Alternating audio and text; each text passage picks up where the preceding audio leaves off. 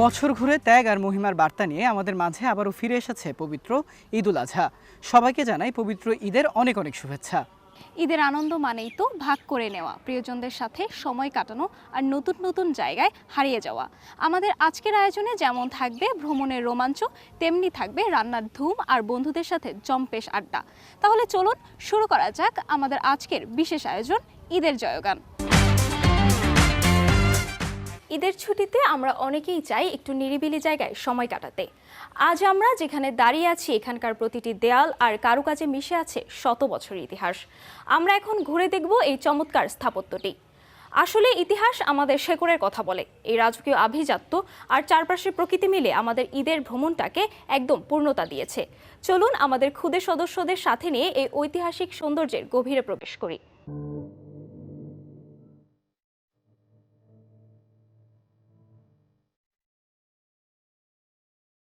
ইট পাথরের যান্ত্রিক শহর আর চার দেয়ালের বন্দি জীবনকে ছুটি দিয়ে আজ আমাদের গন্তব্য একটু ভিন্ন ঠিকানায়। ঢাকা থেকে মাত্র ২৫-৩০ কিলোমিটারের দূরত্ব পেরিয়ে আমরা করব জয়ের পুরো টিম আজ হাজির হয়েছে মানিকগঞ্জের নিভৃত এক পল্লীতে। উদ্দেশ্য ঈদের এই বিশেষ ছুটিকে প্রকৃতির ছায়ায় আর ইতিহাসের মায়ায় রাঙিয়ে তোলা। আমাদের ক্ষুদে অভিযাত্রীদের আজকের গন্তব্য শত বছরের প্রাচীন ও ঐতিহ্যবাহী বেতিলা জমিদার বাড়ি। গ্রামীণ আঁকাবাঁকা পথ আর সবুজের সমারোহ পেরিয়ে এই ঐতিহাসিক আঙিনায় পা রাখতেই যেন জুড়িয়ে গেল সবার চোখ।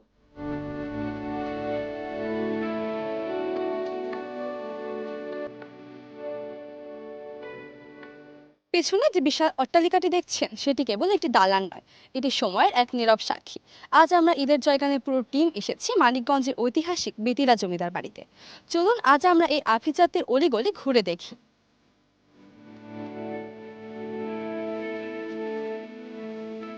বেতিলা জমিদার বাড়ি মূলত দুটি ভাগে বিভক্ত, বড় তরফ এবং ছোট তরফ। আমাদের ক্ষুদে সদস্যরা শুরুতেই প্রবেশ করে বড় তরফের মূল প্রাসাদে। এখানকার পরিবেশটা যেন একদম অন্যরকম, যেন মুহূর্তে সময় থমকে গেছে শত বছর আগে।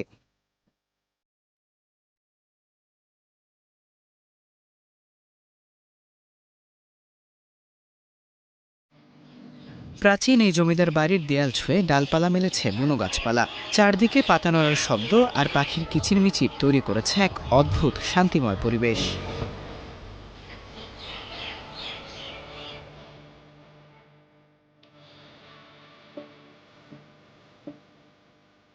বন্ধুরা, তোমরা জানলে অবাক হবে, এই প্রাসাদটি কোনো রাজা বা প্রথাগত জমিদারের ছিল না। এটি ছিল ১৯ শতকের বিখ্যাত বণিক জ্যোতিবাবু এবং সত্যবাবু।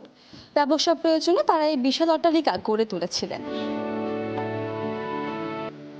ইতিহাস জানা যায় ১৯ শতকের দিকে এই অঞ্চলের বিখ্যাত দুই পাট ব্যবসায়ী জ্যোতিবাবু এবং সত্যবাবু নিজেদের ব্যবসার প্রয়োজনে এই সুনিপুণ অট্টালিকাটি নির্মাণ করেন।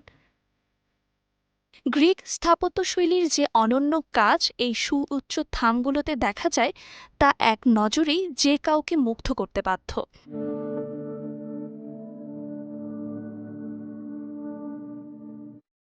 এক সময়কার জাঁকজমকপূর্ণ এই প্রাসাদের হাতিশালে হাতি আর ঘোড়াশালে ঘোড়া না থাকলেও এর প্রতিটি ইটের খাঁজে আজও লুকিয়ে আছে ফেলে আসা সেই আভিজাত্যের গল্প।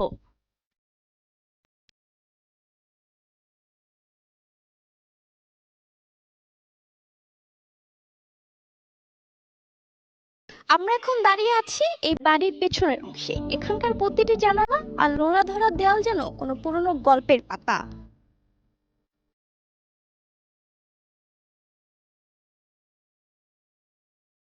বড় তরফের রাজকীয় রূপ দেখা শেষে আমাদের ক্ষুদে অভিযাত্রীদের যেতে হলো ছোট তরফে।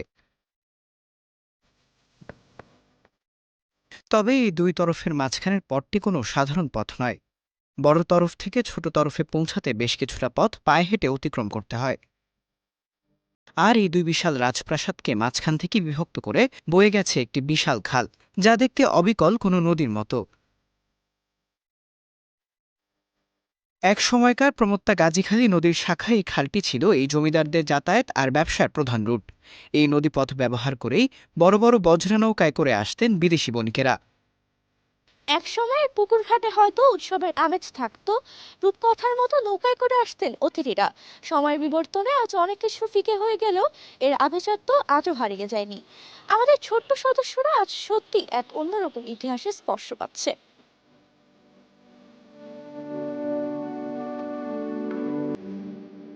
খালের উপরের সেতু পেরিয়ে দুই জমিদার বাড়ির মাঝখান দিয়ে বয়ে যাওয়া এই ছায়াশীতল পথটি যেন প্রকৃতির এক অনন্য উপহার। চারপাশের বিশাল সব পুকুর আর পরিত্যক্ত হয়ে পড়ে থাকা প্রাচীন দালানগুলোর মাঝখান দিয়ে হেঁটে যাওয়ার প্রতিটি মুহূর্ত ছিল আমাদের সদস্যদের জন্য ভীষণ রোমাঞ্চকর।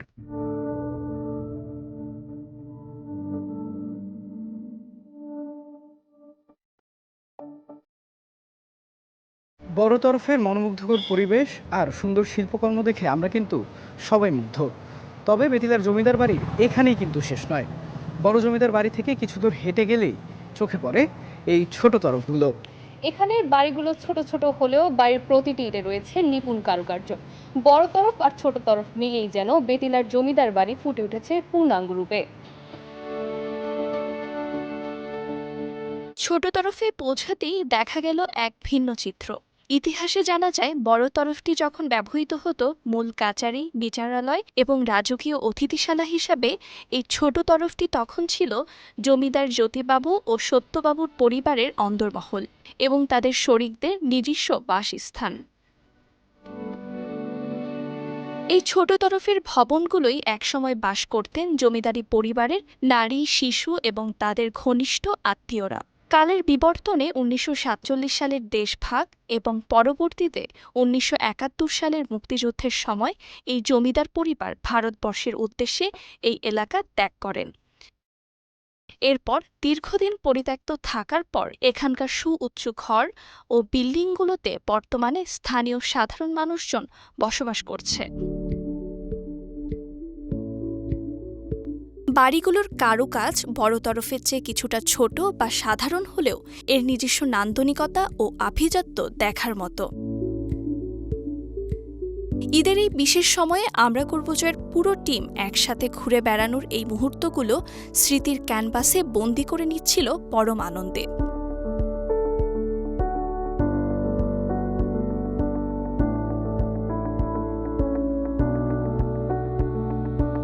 ভ্রমণ তো হলো, এবার ভোজের পালা। কোরবানি ঈদ মানেই তো রসুই ঘরে মশলার সুবাস আর জিভে জল আনা সব পদ। কিন্তু আজকের রান্নাটা একটু বিশেষ। আজ আমাদের এই ঐতিহ্যের আঙিনায় খুদে সাংবাদিকরা মিলে রাঁধছে রাজকীয় সব খাবার। আর এই খাবারের আনন্দ আমরা ভাগ করে নেব এখানকার ছোট ছোট বন্ধুদের সাথে। চলুন দেখি আমাদের খুদে বাবুর্চিদের হাতের জাদু আর রান্নার সেই উৎসবমুখর মুহূর্তগুলো।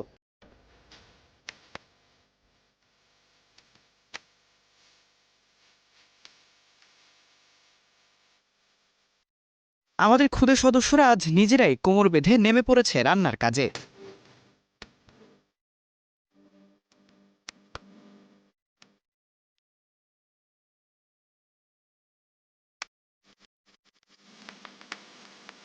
জমিদার বাড়ির প্রাচীন ছায়াতলে মাটির চুলায় চলেছে ঐতিহ্যবাহী বিরিয়ানি আর খাস মাংসের মেলবন্ধন।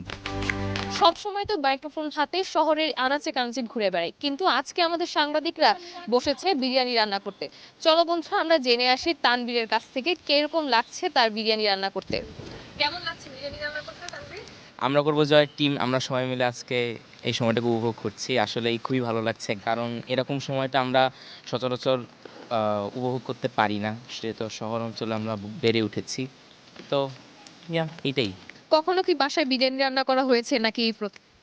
না, বাসায় কখনো নিজে রান্না করা হয়নি। এই প্রথম হচ্ছে রান্না করা হচ্ছে সবাই মিলে, আমার টিম মেম্বাররা একসাথে মিলে আজকে খোলা আকাশের নিচে মাটির চুলায় আমরা এইভাবে সবাই একসাথে রান্না করছি।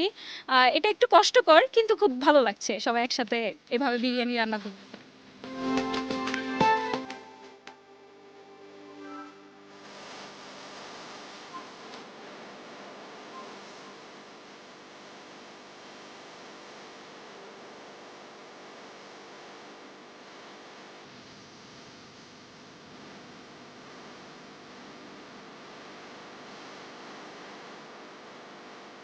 বন্ধুরা, আমাদের বিরিয়ানি রান্না তো চলছে, তাহলে আমরা এখন আমাদের বাকি বন্ধুদের সাথে আরেকটু গল্প করে আসি। রোহিত, তোমার কেমন লাগছে আজকে আমরা এখানে বিরিয়ানি রান্না করছি? খুব ভালো লাগছে, কারণ সবসময় তো আমরা বলতে গেলে রিপোর্ট করে থাকি, তবে এখন এটা অন্যরকম আনন্দ পাচ্ছি, সবাই রান্না করছি একসাথে খাবো, এটা অন্যরকম মজা। চিন্তা, তোমার কেমন লাগছে আজকে এখানে এসে? আমারও অনেক ভালো লাগছে, ফার্স্ট টাইম জমিদারি বাড়ির সামনে খাওয়া দাওয়া। কৌশিক, তোমার কেমন লাগছে? আমরা এখানে আমাদের সব সদস্যরা মিলে যে বিরিয়ানি রান্না করছি, আমরা বিরিয়ানি রান্না দেখছি, কেমন লাগছে তোমার? আমার অনেক ভালো লাগছে, প্রথমবারের ভাবে খোলা আকাশের নিচে জমিদার বাড়ির সামনে আমরা সবাই একসাথে রান্না করছি, মজা করছি, দেন এটা আমরা আবার কলা পাতায় খাবো, তো আমি অনেক এক্সাইটেড।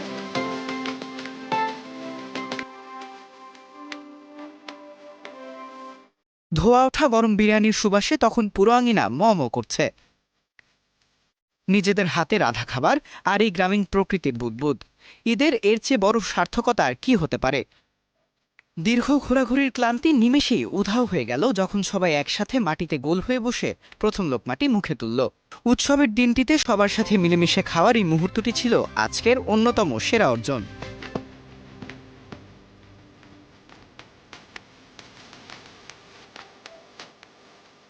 ঢাকার খুব কাছেই মানিকগঞ্জের এই বেতিলা জমিদার বাড়ি হতে পারে যে কোনো পরিবারের জন্য নিখুঁত এক ঈদের ছুটির গন্তব্য।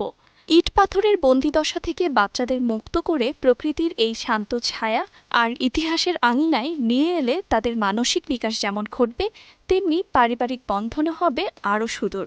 মানুষের পাশে থাকা, প্রকৃতির মাঝে নিজেকে খোঁজা আর শিকড়ের জয়গান গাওয়াই আমরা করব জয়ের পরিবারের আসল লক্ষ্য। আজকের এই সুন্দর মুহূর্তগুলোর রেশ ধরে এভাবেই আমরা এগিয়ে যাব মানবতার পথে আগামীর দিনগুলোতে।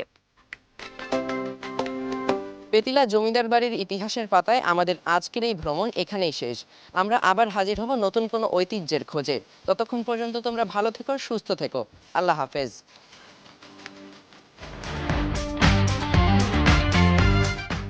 আমরা তো ঢাকার বাইরে দারুণ সময় কাটাচ্ছি, কিন্তু ঢাকার বন্ধুরা কি করছে?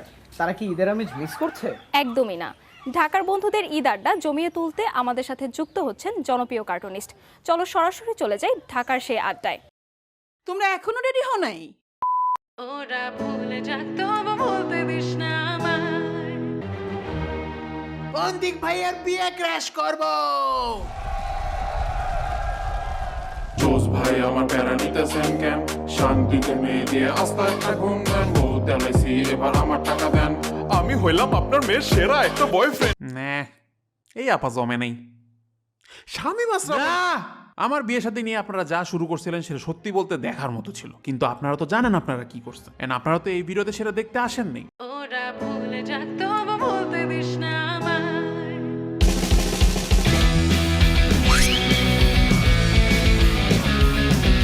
I'm not a lungi guy at all.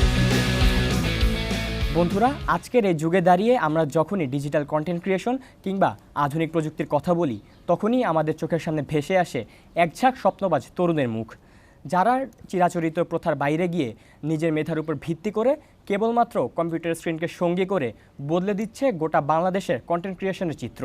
আজ ঈদের জয়গানের বিশেষ আয়োজনে আমরা হাজির হয়েছি তেমনই এক স্বপ্নসারথীর আঙিনায়, যার লেখা কমিকের প্রতিটি লাইন, ডিজিটাল অ্যানিমেশন এবং ইলাস্ট্রেশন হাসাচ্ছে সামাজিক যোগাযোগ মাধ্যমের কোটি মানুষকে, স্বপ্ন জাগাচ্ছে কোটি মানুষের মনে। তিনি আর কেউ নন, আমাদের সকলের প্রিয় অন্তিক মাহমুদ। অন্তিক ভাইয়া, ঈদ মোবারক। কেমন আছেন? ঈদ মোবারক। জোস জোস, বেঁচে আছি। আচ্ছা অন্তিক ভাইয়া, আপনার ছোটবেলা থেকে বেড়ে ওঠার দিনগুলো কেমন ছিল? মানে আপনি যখন ছোটবেলায় প্রথম কার্টুনটা এঁকেছিলেন, তখন কি ভেবেছিলেন যে এই কার্টুনটাই একদিন আপনার জীবনের গল্পটাকে ঘুরিয়ে দিতে পারে? মনে করার সময় ছিল না, আমি মাইর খাইতাম তো কার্টুন আঁকলে। ইউজুয়ালি আমি কার্টুন লুকায় লুকায় আঁকতাম, আমার আব্বু আম্মু দেখতে পারতো না। তো আমার আম্মুর কথা ছিল মানে পরীক্ষায় ভালো করো, এসএসসি এইচএসসি ভালো করো। তখন মানে এসএসসি আমি যখন 9-এ কার্টুন আঁকতেছি, হ্যাঁ, তো ওটা আমি কার্টুনটাকে লুকায় রাখতাম। তো আমার ধান্দা কখনো এটাই ছিল না যে একদিন বড় হয়ে কিছু একটা করে ফেলবো। আমার ধান্দা ছিল পরের দিন স্কুলে আমার ফ্রেন্ডদেরকে এই কার্টুনটা আমি দেখাবো। সো আমার আম্মু যাতে ঝাড়ি না আমার জন্য লুকায় রাখতাম। সো আপনি যেরকম এক্সাইটমেন্ট আশা করতেছেন আমার ওই কাছ থেকে, তখন এটা একদমই ছিল না। তখন আমি খুবই ছোট স্কেল ছিল আর কি আমার। সো আচ্ছা ভাই, আমাদের সমাজে একটা প্রচলন আছে যে পড়ালেখা করে ডাক্তার কিংবা ইঞ্জিনিয়ার হতেই হবে, কিংবা এই লাইনের কিছু একটা করা লাগবে। তো এই প্রথার বাহিরে গিয়ে আপনি মানে আমাদের দেশে প্রচলন নাই এরকম একটা জিনিস, কন্টেন্ট ক্রিয়েশন কিংবা যে কার্টুন আঁকা, এটার দিকে কীভাবে গেলেন এবং আপনার কতটুকু কষ্ট হয়েছিল আপনার ফ্যামিলিকে ম্যানেজ করতে এই জন্য? ডাক্তার হইতে পারবো না এটা আমার আম্মু জানতো, ঠিক আছে। ইঞ্জিনিয়ারিংয়ের পার্টটাতে আমার আম্মুর অনেক হাই হোপ ছিল। তো আমার হচ্ছে গিয়ে কোনো একটা কারণে আমার মানে হয় না এসএসসি এইচএসসি কেমনে জানি আমি A+ পেয়ে গেছিলাম, ঠিক আছে। আম্মু তো জানে না যে আমি রেজাল্ট দেওয়ার আগে মানে টানা 24 ঘন্টা লা ইলাহা ইল্লাল্লাহু মুহাম্মাদুর পড়তেছি, রাইট। আমার আম্মু মনে করতেছে না জানি অন্তি কি ভালো পড়াশোনা করতেছে, এই জন্য হয়তো বা। তো আমার আম্মুর এক্সপেকটেশন ছিল আমি ইঞ্জিনিয়ারিং অনেক ভালো করব। তো একটা পয়েন্টে টু বি অনেস্ট মানে আমার আম্মুর সাথে একটু বসে একটা কথা বলা লাগছিল যে আম্মু আমার ইঞ্জিনিয়ারিং ভাল লাগে না। আমি খুব কষ্ট হয়েছিল বুঝাইতে আম্মুকে যে আমি আর্কিটেকচারের মধ্যে পড়াশোনা করতে চাই। একটা তো চান্স পাইনি পরে আর্কিটেকচারের। এরপরে আর কি আমার আম্মুর একটা পয়েন্ট ছিল যে সরকারি ভার্সিটিতে ভর্তি হইলেই হবে। তো বিউপিতে যখন হয়ে গেছি এরপর আর কি আর কোনো টেনশন করতে হয় না। বাট ওই যে কথা বলাটা, আব্বু আম্মুর সাথে বুঝানোটা, ওইটা আব্বু আম্মুকে বুঝাইতে একটু টাফ হয়েছিল। বাট আব্বু আম্মু যখন বুঝছে কথাটা যে উনতিকের টার্গেট এটা না যে সে পড়াশোনা ছেড়ে দিবে, তার টার্গেট হচ্ছে পড়াশোনা চলুক বাট সাইডে এটা চলবে, তখন আর কি জিনিসপাতি সব ইজি হয়ে গেছে আর কি। বাট ওই যে ম্যান টু ম্যান টকটাই কি কঠিন। ভাইয়া, আপনি যখন ডিজিটাল ইলাস্ট্রেশনটা শুরু করেন তখন তো এত আধুনিক গ্যাজেট ছিল না, তো কাজের শুরুতে আপনি কি ধরনের টেকনিক্যাল চ্যালেঞ্জগুলো ফেস করেছিলেন? আমি কিন্তু আমার বয়স কিন্তু কম, বেশি না। আমার কিন্তু টেকনিক্যাল চ্যালেঞ্জ অত কমই ছিল। আমার হচ্ছে কি আমি যখন অ্যানিমেশন শুরু করি তখন মানে 2017 না 18 টেকনোলজি খারাপ ছিল, এত অত্যাধুনিক ছিল না, এখন যেরকম আছে AI আছে তত ছিল না। বাট অ্যানিমেশন করা যেত।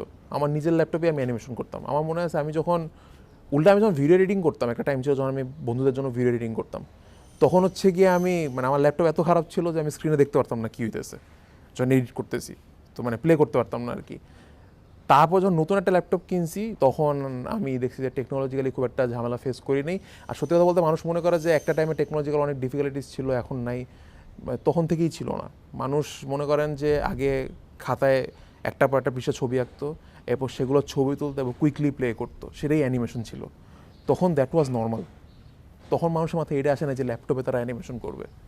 তো এখনও আমার কাছে মানে আমি যখন অ্যানিমেশন শুরু করছি তখন আমার কাছে মনে হতেছিল না যে ও আচ্ছা ফিউচারে আরও ক্রেজি কিছু আসবে, তাই এর জন্য ওয়েট করি। এটা আসলে ভুল ধারণা। তখন যখন যা আছে তো তা দিয়ে শুরু করতে হয়। বেসিক্যালি ক্রিয়েটিভিটি মানে কি? ক্রিয়েটিভিটি মানে হচ্ছে গিয়ে দ্য লিমিটেশন ইউ হ্যাভ, যে কোনো কিছু নাই আপনার কাছে, সেটা না থাকার পরেও কোনো একটা কাজ করা, দ্যাটস ক্রিয়েটিভিটি, রাইট? সেটা কন্টেন্ট ক্রিয়েশনের পাশাপাশি আপনি তো কমিকও লিখেন এবং হচ্ছে মানে আপনাকে আমি লেখক বলে এই পরিচয় দিই যেহেতু কমিক লিখেন, তো আসলে আপনি কোনটা বেশি এনজয় করেন, কন্টেন্ট ক্রিয়েশন নাকি লেখালেখি বেশি আপনি প্রেফার করেন? আর হচ্ছে গল্প বলা, তা আমি যেমনিই বলি না কেন, যদি আমি অ্যানিমেশনে বলি অ্যানিমেশনে, কমিক্সে বললে কমিক্সে, গানে বললে গানে, কিন্তু মানে গল্প বলাটা আমার মেইন টার্গেট থাকে। আমি আমেরিকায় যখন গেছিলাম প্রথম ব্রডওয়ে দেখছিলাম। ব্রডওয়ে হচ্ছে কি আপনার স্টেজের মধ্যেই মানে মঞ্চ অভিনয় করে প্লাস গান টানো গায়। এইটা আমাকে যেই পরিমাণ হুক করছিল because of the beauty of story telling, সেটা আসলে আমি অ্যাচিভ করতে চাই এখন। এটা থ্রু যেই মিডিয়ামই হোক না কেন, যে কোনো বিজনেস রান করতে হইলে ইউ নিড টু থিংস। একটা হচ্ছে গিয়ে the definitely the loving factor, সেই জিনিসটার কারণে মানুষ আপনাকে পছন্দ করবে। অ্যান্ড নাম্বার 2 হচ্ছে গিয়ে the financial factor, right? Loving ফ্যাক্টরে টাকা দিলে মানুষ আপনাকে সেল আউট মনে করবে। ফর এক্সাম্পল, আমি যদি ইউটিউবে বলা শুরু করেছি এখন থেকে আমার ইউটিউব ভিডিও দেখতে হইলে আপনি আমাকে 10 টাকা করে দিবেন, মানুষ নগদ গালি দেওয়া শুরু করবে। সো এইটা আমি আজীবন ফ্রি রাখছি। কিন্তু আমার তো টিমকে চালাইতে হবে, আমার তো সারভাইভ করতে হবে নিজের, বিয়ে শাদিও করছি, সো আমারও তো টাকা পয়সা লাগে। সো ওইটার টাকা পয়সা আসে হচ্ছে গিয়ে কমিক্স থেকে, বই থেকে, হেন তেন থেকে। এবং সেখানে আমি চেষ্টা করি যতখানি আমার ইউটিউবে দেখাচ্ছি তার চেয়ে বেশি এখানে নিয়ে আসি, তাতে যে মানুষের টাকাটা দিচ্ছে সেটা দেওয়ার পর যাতে মনে না করে যে ও আচ্ছা তো আমি ইউটিউবেই দেখতে পারতাম, মানে সো এই ভ্যালুটা দেওয়ার চেষ্টা করছি। হেন্স আমার বই লেখা, কমিক্স আঁকা, গান বানানো সব কিছু শুরু হয়েছে। অ্যান্ড সত্যি কথা বলতে কিছু কিছু গল্প আছে যেগুলো আসলে ইউটিউবে বলা যায় না, মানে হয় না যে বললে ভালো লাগে না, মিলতেছে না আর কি। ইউটিউবের তো অ্যালগোরিদমের একটা ব্যাপার আছে। আচ্ছা ভাইয়া, এবার একটু ঈদের গল্প শুনতে চাই। যেহেতু কোরবানির ঈদ, গরুর হাট, তো আপনার কি ছোটবেলা কিংবা বড়বেলায় এরকম কোনো মজার স্মৃতি আছে? আমার গরুতে মজার কোনো কাহিনী নেই সত্যি কথা বলতে। ইউজুয়ালি আমি সাফারিং ছিল আমার, মানে কোনো একটা কোরবানির ঈদ নাই যেখানে আমার প্যান্ট অথবা স্যান্ডেল নষ্ট হয়নি। একটা কোরবানির ঈদ নাই আমার, ঠিক আছে? আর হচ্ছে গিয়ে মানে আমার আব্বু ইজ দ্য ওয়ান যে আর কি হয় না কুরবানি নিয়ে এক্সাইটেড থাকে। অ্যান্ড আমার আব্বু প্রত্যেকবার আমাকে নিচে ডিসঅ্যাপয়েন্ট হয়েছে, কারণ সে মনে করছে তার ছেলে, বড় ছেলে অনেক এক্সাইটেড হবে, 2 পয়সার এক্সাইটমেন্ট নাই আমার। মাঝখানে আমি একটু ট্রাই করছিলাম র্যান্ডমলি যে ওই কী করার, ওই যে হয় না রাস্তার সামনে যে গরু যখন যায় আমরা জিজ্ঞেস করি কত নিচে হ্যান ত্যান, এটা ট্রাই করছিলাম। তারপর আমি ক্যালকুলেট করার চেষ্টা করছিলাম যে এটা যে এত টাকা হয় ওইটা অত টাকা হবে, একটা বারও পারিনি আমি।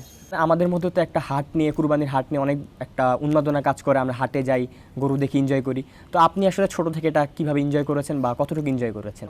না, আমার আম্মু কাঁদে উল্টা হাটে যাওয়ার জন্য, প্লিজ তুই যা। আমি বলে যে না আমি যাবো না।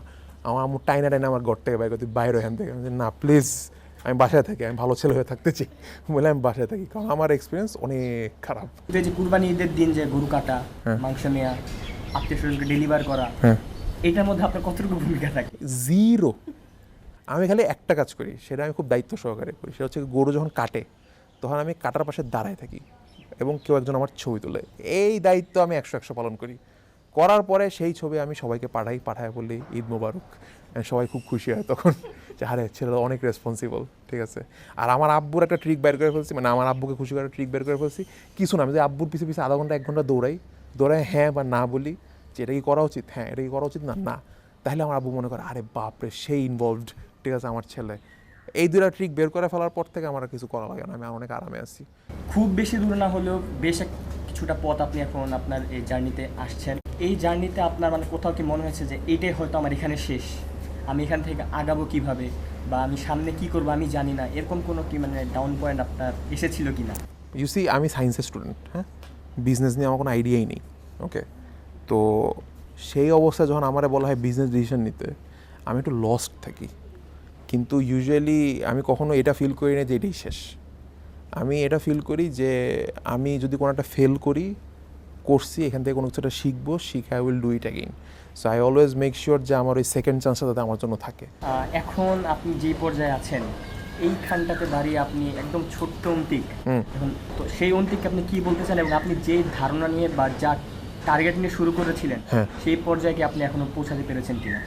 আমি সত্যি কথা এটা বলবো যে ফার্স্ট অফ অল সে ভাবছিল যেসব ফ্রেন্ডদেরকে নিয়ে সে কাজ করবে ফিউচারে, একটা ফ্রেন্ডও নাই আর কি। তো আমি বলবো যে মনে কষ্ট পাইস না যে তুই কোনো ফ্রেন্ডের সাথে নাই, ওকে।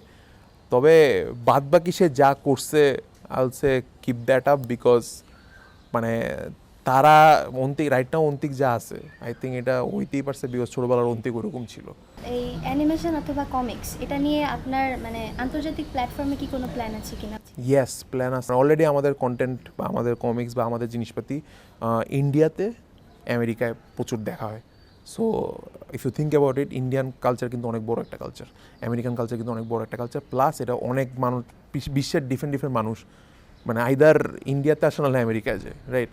সো আমার টার্গেট হচ্ছে কি, যেহেতু অলরেডি এটা হয়েই গেছে, এইখানে আমি আরও ডাইভ ইন করতে চাই যাতে মানুষ আরও দেখে, ওই নাম্বারটা আমি বাড়াইতে চাই। তো বাড়াইলে আমার কাছে একটা পয়েন্টে মনে হয় I can represent my country to them. এবার আমরা একটু র্যাপিড ফায়ার একটা গেম খেলবো, যেখানে আমি আপনাকে একটার পর একটা প্রশ্ন করব কয়েকটা, আপনি হচ্ছে 1 সেকেন্ড কিংবা 2 সেকেন্ডের মধ্যে কোনো কিছু চিন্তা না করে ইনস্ট্যান্ট যা উত্তর আসে সেই উত্তর দিবেন, এটা হচ্ছে নিয়ম। ডান। গরুর মাংস নাকি খাসির মাংস? মুরগির মাংস। আমার দুইটাতে ইউরিক অ্যাসিড আছে। ঈদের দিন সকালে সেমাই নাকি খিচুড়ি? সেমাই। ঈদের সালামি নেওয়া নাকি দেওয়া? দেওয়া প্লিজ, মানে নিতে হয়, আমরা দিতে পারি না। ঈদের দিন লুঙ্গি পরা নাকি panjabi? I am not a lungi guy at all.